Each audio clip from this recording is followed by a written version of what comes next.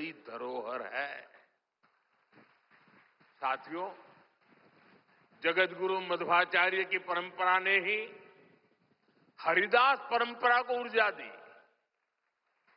पुरंदरदास, कनकदास जैसे महापुरुषों ने भक्ति को सरल, सरस और सुगम कन्नड़ा भाषा में जन जन तक पहुंचाया। उनकी ये रचनाएं हर मन तक, गरीब से गरीब वर्ग तक पहुंची और उन्हें धर्म से, सनातन विचारों से जोड़ा। ये रचनाएं आज की पीढ़ी में भी वैसी की वैसी ही है। आज भी हमारे नौजवान सोशल मीडिया की रील्स में श्री पुरंदरदास द्वारा रचित चंद्रचूड़ शिव शंकर पार्वती सुनकर एक अलग भाव में पहुंच जाते हैं। आज भी जब उडुपी में मेरे जैसा कोई भक्त एक छोटी सी खिड़की से भगवान श्री कृष्ण का दर्शन करता है तो उसे कनकदास जी की भक्ति से जुड़ने का अवसर मिलता है। और मैं तो बहुत सौभाग्यशाली हूं, मुझे इसके पहले भी ये सौभाग्य प्राप्त होता रहा है। कनकदास जी को नमन करने का सौभाग्य मिला है। साथियों, भगवान श्री कृष्ण के उपदेश, उनकी शिक्षा हर युग में व्यवहारिक है। गीता के शब्द सिर्फ व्यक्ति नहीं, राष्ट्र की नीति को भी दिशा देते हैं। भगवत गीता में श्री कृष्ण ने सर्वभूत हिते रताः ये बात कही है।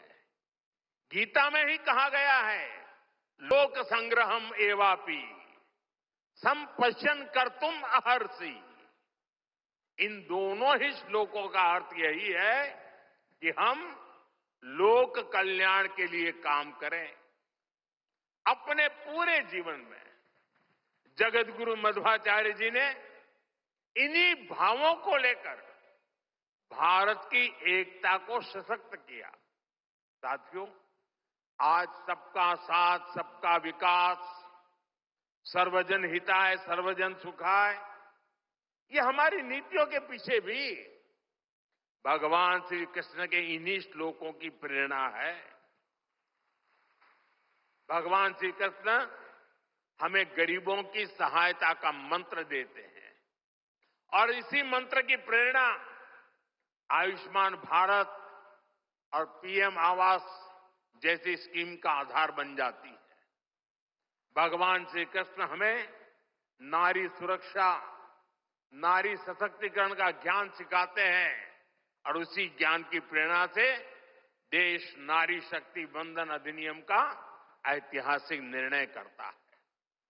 श्री कृष्ण हमें सबके कल्याण की बात सिखाते हैं और यही बात वैक्सीन मैत्री, सोलर अलायंस और वसुधैव कुटुंबकम की हमारी नीतियों का आधार बनती है। साथियों, श्री कृष्ण ने गीता का संदेश युद्ध की भूमि पर दिया था और भगवत गीता हमें ये सिखाती है कि शांति और सत्य की स्थापना के लिए अत्याचारियों का अंत भी आवश्यक है।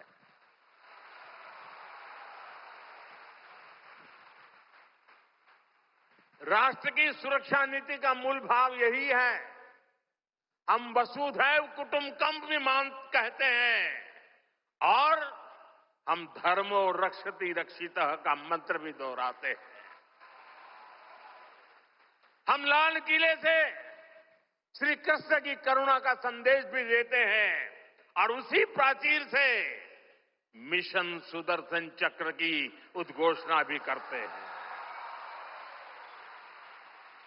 मिशन सुदर्शन चक्र यानी देश के प्रमुख स्थानों की, देश के औद्योगिक और सार्वजनिक क्षेत्रों की सुरक्षा की ऐसी दीवार बनाना जिसे दुश्मन भेद न पाए, और अगर दुश्मन दुस्साहस दिखाए तो फिर हमारा सुदर्शन चक्र उसे तबाह कर दे।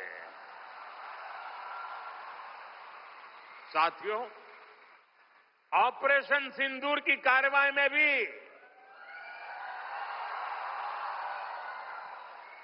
देश ने हमारा ये संकल्प देखा है। पहलगाम के आतंकी हमले में कई देशवासियों ने अपना जीवन गंवाया। इन पीड़ितों में मेरे कर्नाटका के भाई बहन भी थे। लेकिन पहले जब ऐसे आतंकी हमले होते थे तो सरकारें हाथ पर हाथ रखकर बैठ जाती थी।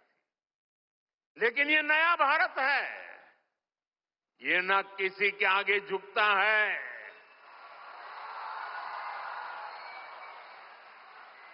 और न ही अपने नागरिकों की रक्षा के कर्तव्य से डिगता है। हम शांति की स्थापना भी जानते हैं और शांति की रक्षा करना भी जानते हैं। साथियों, भगवत गीता हमें कर्तव्यों का, हमारे जीवन संकल्पों का बोध कराती है। और इसी प्रेरणा से मैं आज आप सभी से कुछ संकल्पों का आग्रह भी करूंगा। ये आग्रह 9 संकल्प की तरह है जो हमारे वर्तमान और भविष्य के लिए बहुत आवश्यक है।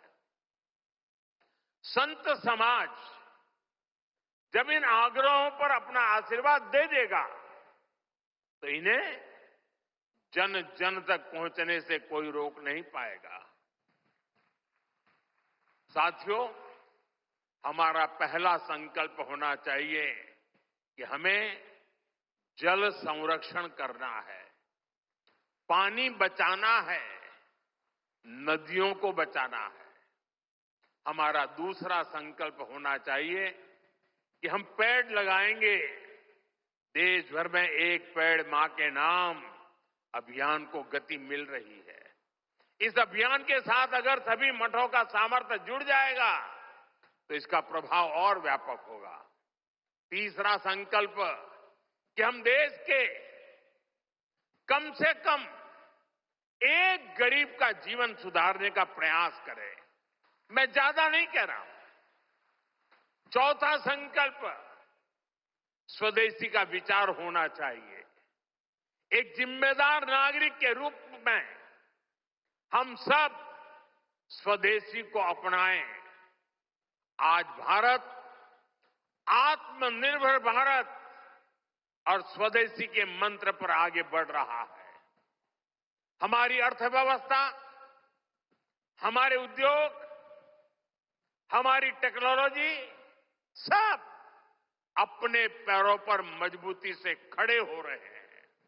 इसलिए हमें जोर शोर से कहना है, vocal for local, vocal for vocal, vocal.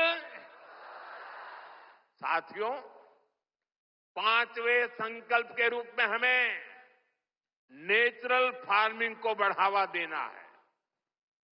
हमारा छठा संकल्प होना चाहिए कि हम हेल्थी लाइफस्टाइल को अपनाएंगे, मिलेट्स अपनाएंगे और खाने में तेल की मात्रा कम करेंगे। हमारा 7वां संकल्प ये हो कि हम योग को अपनाएं, इसे जीवन का हिस्सा बनाएं। 8वां संकल्प, मैन्युस्क्रिप्ट्स, पांडुलिपियों के संरक्षण में सहयोग करें। हमारे देश का बहुत सा पुरातन ज्ञान पांडुलिपियों में छिपा हुआ है। इस ज्ञान को संरक्षित करने के लिए केंद्र सरकार ज्ञान भारतम मिशन पर काम कर रही है। आपका सहयोग इस अमूल्य धरोहर को बचाने में मदद करेगा। साथियों, आप नौवां संकल्प लें कि हम कम से कम देश के 25 ऐसे स्थानों का दर्शन करेंगे जो हमारी विरासत से जुड़े हैं। जैसे मैं आपको कुछ सुझाव देता हूं, 3-4 दिन पहले कुरुक्षेत्र में महाभारत अनुभव केंद्र की शुरुआत हुई है। मेरा आग्रह है कि आप इस केंद्र में जाकर भगवान श्री कृष्ण का जीवन दर्शन देखें। गुजरात में हर साल भगवान श्री कृष्ण और मां रुक्मिणी के विवाह को समर्पित माधोपुर मेला भी लगता है। देश के कोने कोने से और खास करके नॉर्थ ईस्ट से बहुत से लोग इस मेले में खास तौर पर पहुंचते हैं। आप भी अगले साल इसमें जाने का प्रयास जरूर करिएगा। साथियों, भगवान श्री कृष्ण का पूरा जीवन, गीता का हर अध्याय कर्म, कर्तव्य और कल्याण का संदेश देता है।